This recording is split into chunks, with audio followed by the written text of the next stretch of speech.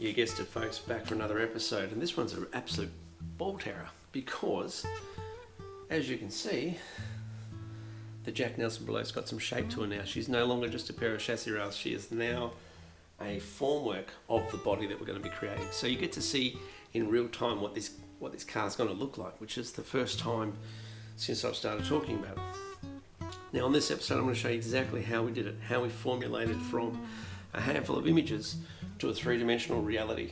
That's what we did on this episode. So stick around, it's going to be fun, and don't forget, hit like, subscribe, hit those notifications, and we'll continue to bring you the cool stuff because it's just getting cool now.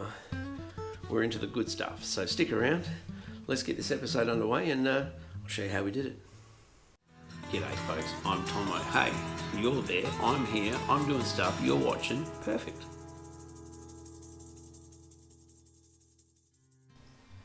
G'day folks, back another sunny day here in Western Australia, and I just need to complete the subfloor before we get into the bodywork. The primary subfloor is done, but the body goes all the way back of the car. So I need to just extend this subframe over the radius, piece of RHS across the back, and then put two bolt mounts in there. Once that's done, we're absolutely ready to start hanging body on there.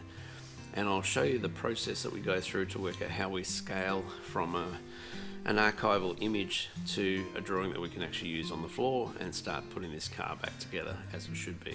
So that's going to be exciting stuff. I'm actually pretty chilled about today. I think it's going to be a really good day. So I'm going to stop talking now. I'll go to time lapse. I'll do this roof subfloor section. You get to see how it's all done, and then I'll get back to you and I'll show you exactly how we've scaled this car up, and then we can start putting steel framework in place and making this thing look like a real car again.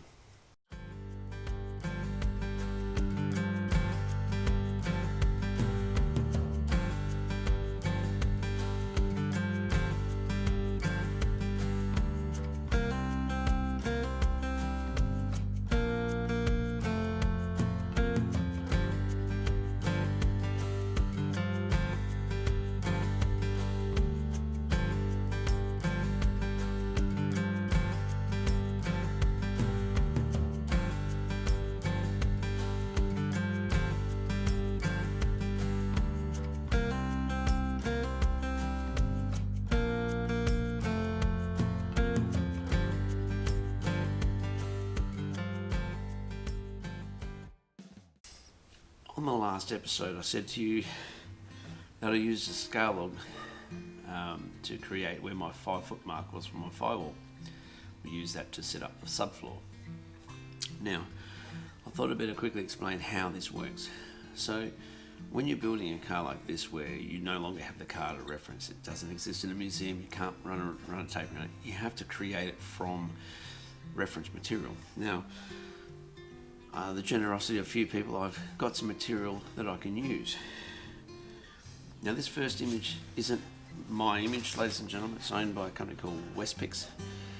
Now I've tried contacting Westpix to see if I could purchase this image, so if Mr. Westpix happens to be watching this and you do notice that is your image and it is on the big wide world, by all means get on the comments below, give me some contact details. I'd love to purchase an image of this. But this gives us a very clean, very referenceable right-hand side image of the car. When you do a car like this, you need as many aspects of the vehicle as you can get. We're missing quite a few, but this is not bad. But this is what we refer to as a perspective view. That is a 3/4 front view, and it's not a perfectly side-on view, so therefore it's extremely difficult to accurately scale off this type of image. Well, that's good for detail, it's not good for scaling. This image is from the West Australian State Library, I believe. Now this is Jack Nelson on the way to, I think is the 1930 event. This also is in Graham Cox's reference material book, brilliant book, but this is from the State Library, I do believe. So thanks, big shout out to Graham Cox for lining me up with some photos, it certainly does help. Now this again is a bit of a grainy sepia tone type image, it doesn't really give you an accurate sizing, and again it's in that 3/4 front perspective view, so scaling is not very accurate, but it's good for the left hand side and it gives us details that we need to know. This is my fave. This is the only image I have of the rear of the Jack Nelson car. As you can see, it's not exactly detailed, folks, but we can sort of see it's like a, I don't know, MG, TD, TC sort of vibe, British sports car, sort of tapered flat back. We're going to have a little bit of artistic license, and we're going to soften up the edges, put a bit of English wheelwork, do a bit of bead rolling on it. We're going to make it look a bit pretty, but you get the idea that it's as wide as the chassis, and it carries from the top back parcel shelf down underneath the diff line. So there's enough there for us to get an idea. Will it be accurate? Not really, but we'll make it pretty, and that's the most important part. But this is the money shot. This is the one. Now this image here was taken in 1930, I believe. Don't quote me, but I think that was the year. This was taken just before Jack's car got unloaded in Kalgoorlie off the train. Smart man. Why drive it when you can send up on the train? But the reason this picture works so well is because it has one reference. And when you do scale logging and scaling on things, you only need one reference material, one thing that you can hang your hat on. And it's this wheel right here. This is the one. It's a very clean, very simple image. We know that Jack run Ford running gear, so therefore we can safely assume that that is a 16-inch Ford rim. Now that we know that we have a reference, and it's a pretty good side view. It's not perfect, but it's as good as we're going to get. So now we know we have a genuine reference. We create a scale log. We divide the 16-inch rim in the middle to the center, which gives us 8 inches. We divide that again to make 4 inches, and we split that again to make 2 inches. So what we have is a scale reference that is 2 inches apart. And as you can see, I did some fine line work with my art line pen, and I get a bit of a profile shape. You need to sort of get an idea of what you're working with. And what you end up with is this.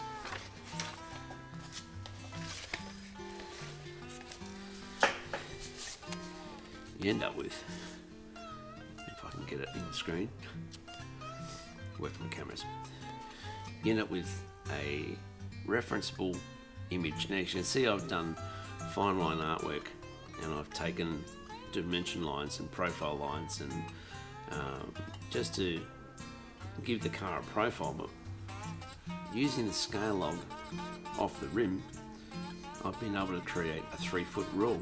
Remember those guys when you're in primary school, 3-foot dustboard rule? So using the scale log that we know is accurate, we know the rule's good.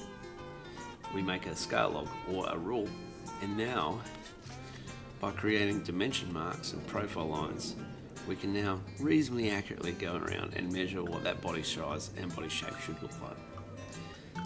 That's the secret.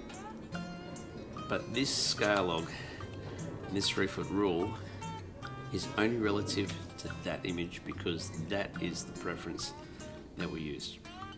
By using that reference, it's not super accurate, but I tell you what, it'll get close, and we can start creating that skeleton, that form frame, using these dimensions, and get this car looking something close to what we need. So that's what we're doing right now. Right, we're back in the shed. You know what that's about. We've explained the scaling system. We've got a basic dimension of the body shell, and we've got all the subfloor now done. I did the extension in this time lapse, you've seen that, and now we've got a complete platform in which to build the body off, and that's exactly what we're doing today. We're going to start with the front firewall, which is simply a perimeter hoop, and that will be the basis on everything, and we'll work backwards down the car from there. We've got a basic dimension we're probably going to draw up on the floor so we can literally physically tack it together in a flat work and then bring it to the machine. There's probably various ways of doing this. I'm just going to use a rod and a flat bar construction. So I'm using 5/16 black bar rod, and I'm going to use inch by 1/8 flat bar to do some of the trim outs. You'll get it when you see what we're doing, but I don't want to put a lot of weight back into it. I don't want a lot of complexity into it. When you're using with simple bar stock and flat bar, you can work quickly, you can create fast, and you've got the opportunity to really profile the shape. And then of course we're going to use 16 gauge sheet metal to do all the finishings. So the 16 gauge will actually give it a bit of rigidity and a bit of profile. Plus we're going to do some bead rolling to sort of strengthen up the panels a bit here and there too. So you'll get to see that in due course. But in the meantime, I better stop talking and we better get to working. I've just temporarily put the cylinder head and the rocker cover back on.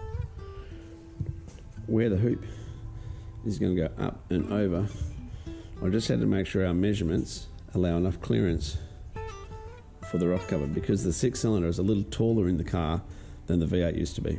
So that's kind of what we've got to account for when we do these little modifications. We need to make sure that there is the clearance and that the bonnet's going to fit. We already know, looking down the line, that that grill's too high. And the reason that's too high is because the Nelson car is channeled over the chassis. So it's a very low profile car. So this will definitely need modification. So what we've done, we've marked out our hoop in full scale, 1:1. It's 34 inches wide, it's 22 inches deep, and we're using a 6-inch radius. So that's the first piece. We're going to hand fabricate that now. And then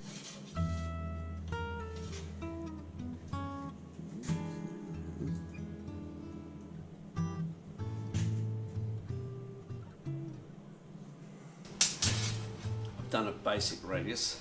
Now we're going to put it on our floor jig.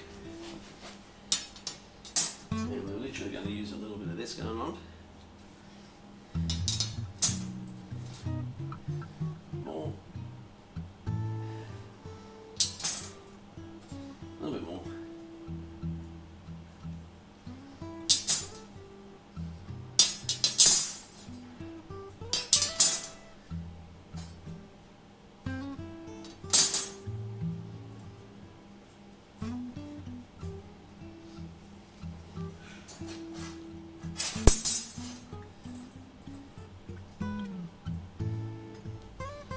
That's the first bend.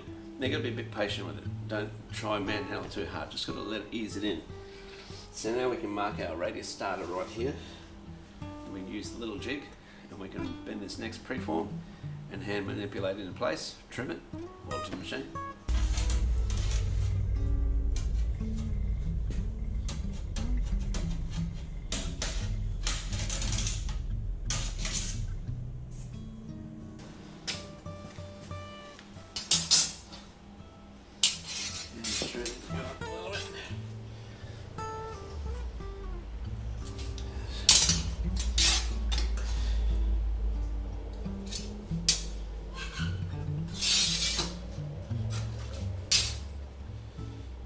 Nice parallel there. And now, we just need to bring this girl in.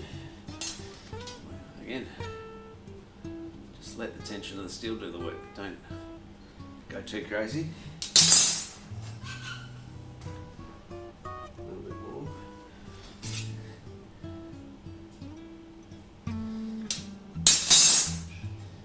Just about there.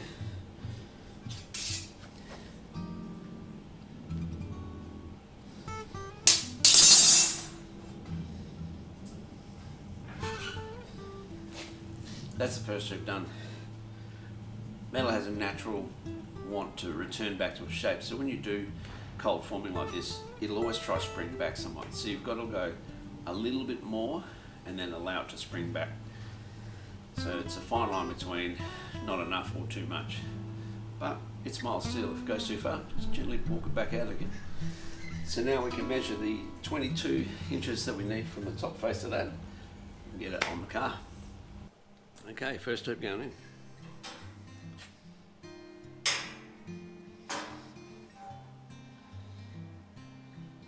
You want to run this right in the corner, flush on the outside. The sheet work's actually going to be welding to this and welding to the side of the subframe. So, yeah, let's take it in and get it squared.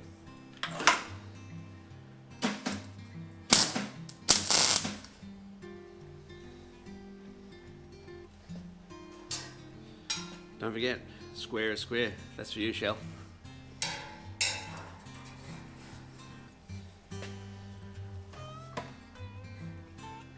But that's looking pretty good.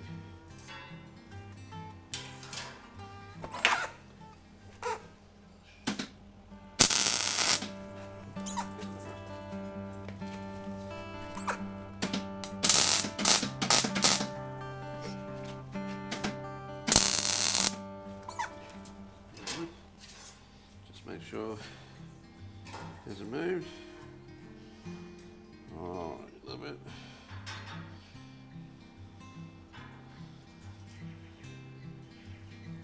Now, as I move backwards down the car, each of these vertical panels, I'm going to use the engineer square. If you're doing fabrication work, you really got to get one of these things. You know, rattling on my bullshit about square is square, but seriously, this takes the guesswork out. And that, folks, is square.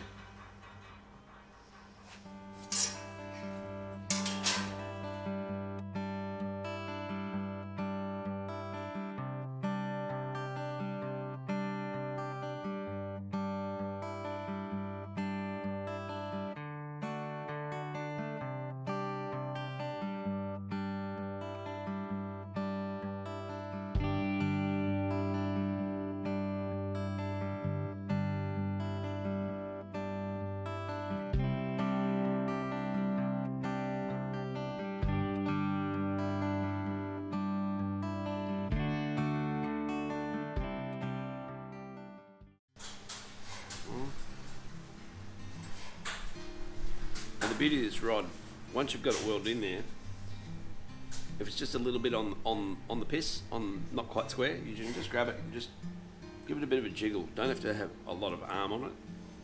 Just that little bit of tension, stop it from bouncing. And minute adjustments to get it square.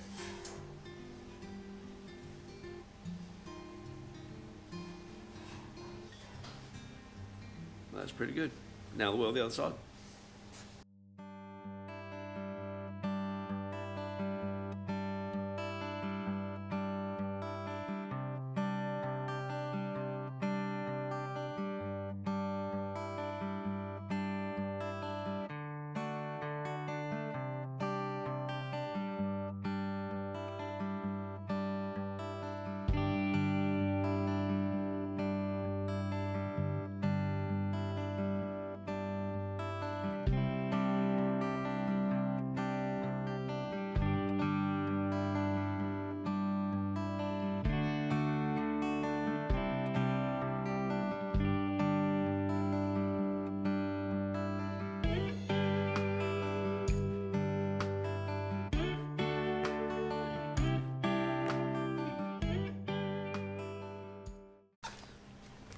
So these sections are 14 inches apart. Before I get too crazy, I'm going to secure these up with some flat bar, just to secure that front cradle. Then we're going to do a door aperture, a rear section, and then the back. But we know in the picture there's the top cowl section rolls around here, and it's got a series of rivets through here. So I know what that measurement is from scaling. So I'm going to put a piece of flat bar through here, and that's where those rivets, that joint, that skin joint will go through here. And I'm also going to go at the start of the radius on both sides. I'm going to put a flat bar through there, so 2 bits flat bar. And that'll just stop that movement there. That'll connect that all together, and that'll also give us a fixture point for the top cowl sheet to go over. So we're just going to measure out, mark, and quickly weld these. And then we're going to work into the door space. So starting to come together, starting to look like something. When you stand back there, it sort of still looks average, but you're going to start seeing the basic shape of the car soon, and I think that's exciting. I'm pretty stoked. Let's keep moving.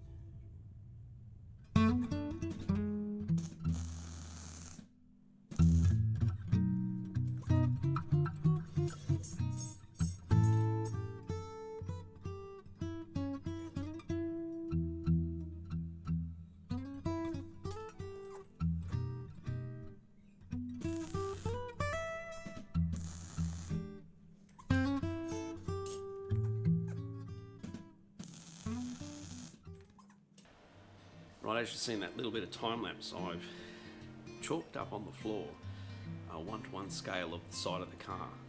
I've used the scale drawing I talked about, and I've done it on the floor, and I've done 1-to-1 with the rod form, just to sort of put it all together. Now I'm going to glue it onto this bit of gear, but it's just a real good little way if you're sort of not sure about what it should look like. Chalk it on the floor. You can always rub it out and do it again, but it's a good way of fast tracking those little development moments. I wasn't sure where the cab, if it's got to be enough open, was it going to be proportionally correct, sort of thing. So it's just a real quick track way of putting it on the floor, having to stand back, looking at it, going, yeah, that looks about right. So let's glue this up.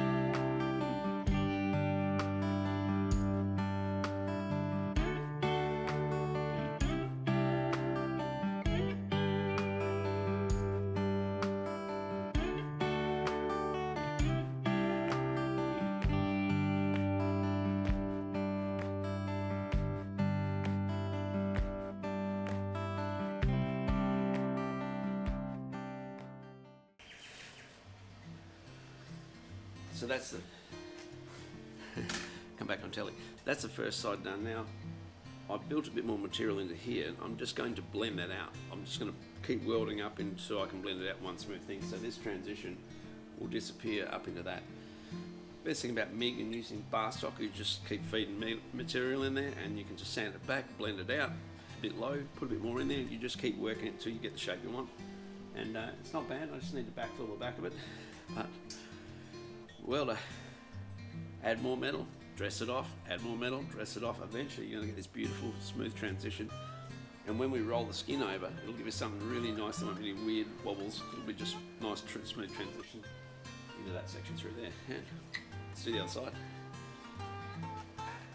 Well, that's a day and we're still going. As you can see, it's black out there. Western Australia, we've hit night time, but we're still pushing on. I've got a little bit of bar work just to finish off, but I just wanted to sort of give you an insight as to what happens when you develop these cars from the ground up. Now we've got a picture, we've got measurements, and I said it was going to be a brush stroke. But we discovered that this bar through here, which is the rear seat bar and the firewalls going in through here, was a little bit too far forward. And what it did is it made the rear panel look too long, and it also compromised my arm clearance with the steering. So I had to make an executive decision, folks, and when you do that, it's all about the practicalities of building a car from the ground up using black and white photos as your reference. You're going to have to make a few minor changes just to make it work, and that's exactly what I've done. So I've had to splice in 4 inches into this section, move this seat frame back, but what it's done is it's given me the balance I need for my back end, because up until that point this was looking very long, and when you look at Jack Nelson's car, it's not as long as it was going to be. So just making a few minor changes will just slightly change the visual look of the car. The balance is still going to be there, but what it does is it brings the proportion of the back end in line with the rest of the car. So it's one of those damned if you do, damned if you don't moments, but I'm still really happy with it. I think it's looking really good. So I'm just going to get on and weld these 2 sections up, and I've got a cab spreader to go across there. Once we get to that point there, the primary form is actually done, and I'll grab a camera and I'll walk around and show you what we're up to, because it's looking really good. I'm actually really pleased. You should always be pleased with your own work, guys. There is no tech tips today other than head down, bum up, keep pushing on. So I'm going to stop talking and get a bit of welding done, and then it's going to be beer o'clock because I'm keen for a beer. I have to sneak one in while I'm doing a bit of welding. So, alright, let's get on with it, eh?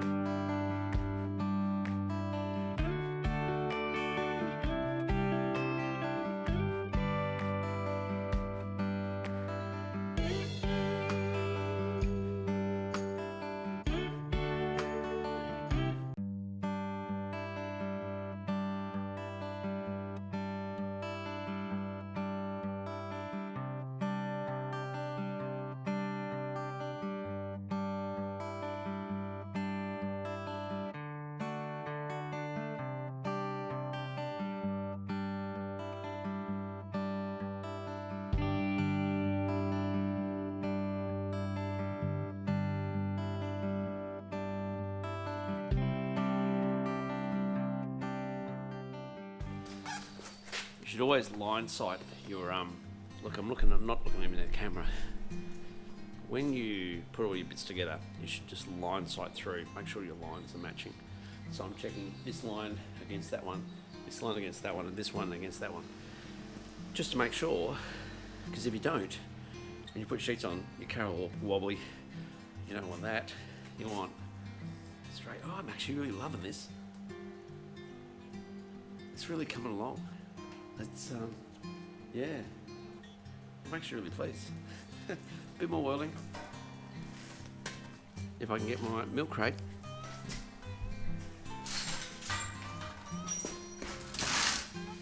Master's safety step.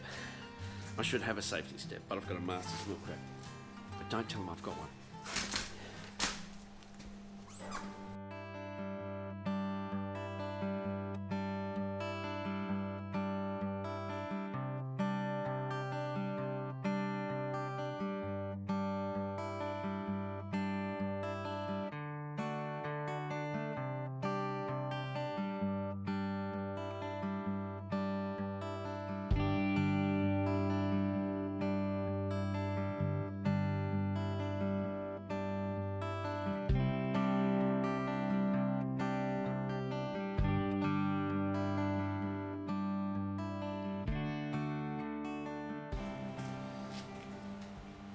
So I'm looking down the line, making sure that each of these rods line up flush, because that's what the sheet's fixing to. So by line sighting down, you're getting a bit of an idea of where it is. A little bit of a bow I've got to fix up there, but generally speaking, like a streamline butterfly. Right, a bit of dress work. Just got to fill a bit of weld up there. We've got to make one more bar and it'll be a successful day. So I've created this what is it? Little piece, which is kind of going to round the back of the shoulders. So I'm just going to weld it in here. Once I've dressed that and welded that, we're looking good, and it's beer o'clock. Let's get up here. Use my trusty magnet. Get it somewhere close. Get a tack on this. This way.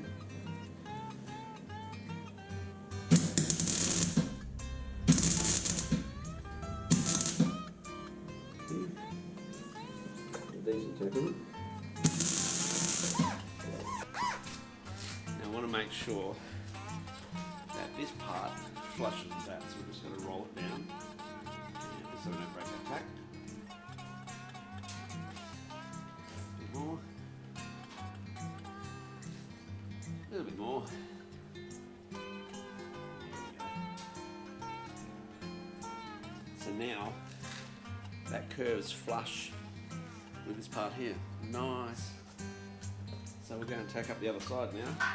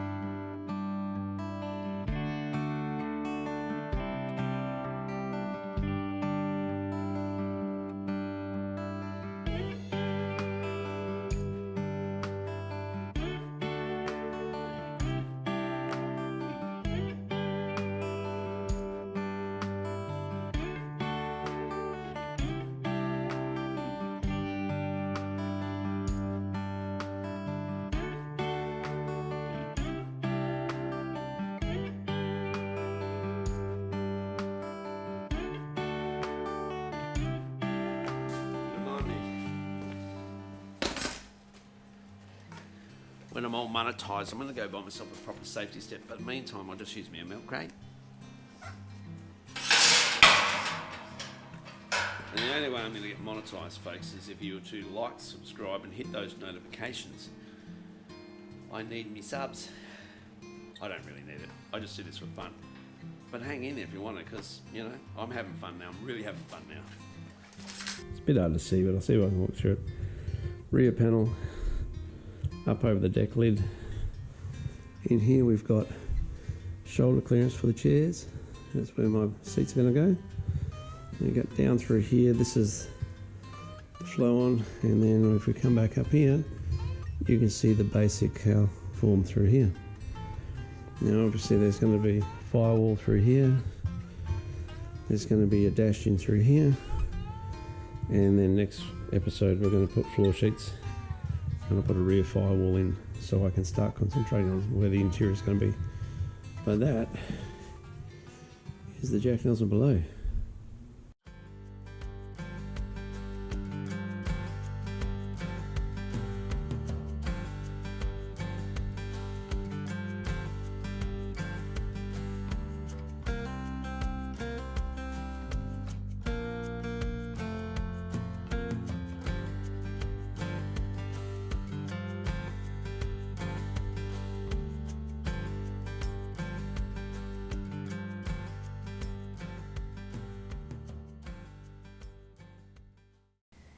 Well, I don't know about you folks, I'm actually pretty stoked.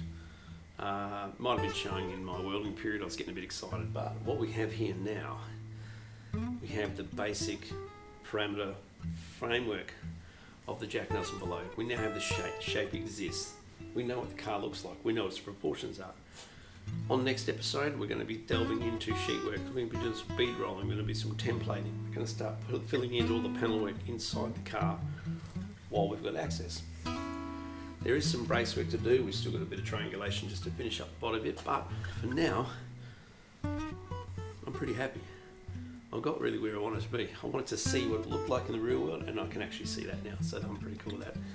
And as you've seen in the clip, it looks looking more like a car every day. So thanks for watching. Don't forget, hit like, subscribe, hit the notifications. We're going to continue to bring you more and more fabrication as we get closer to the Red Dust Revival. And till the next time, folks, stay safe, stay cool, and we'll see you then.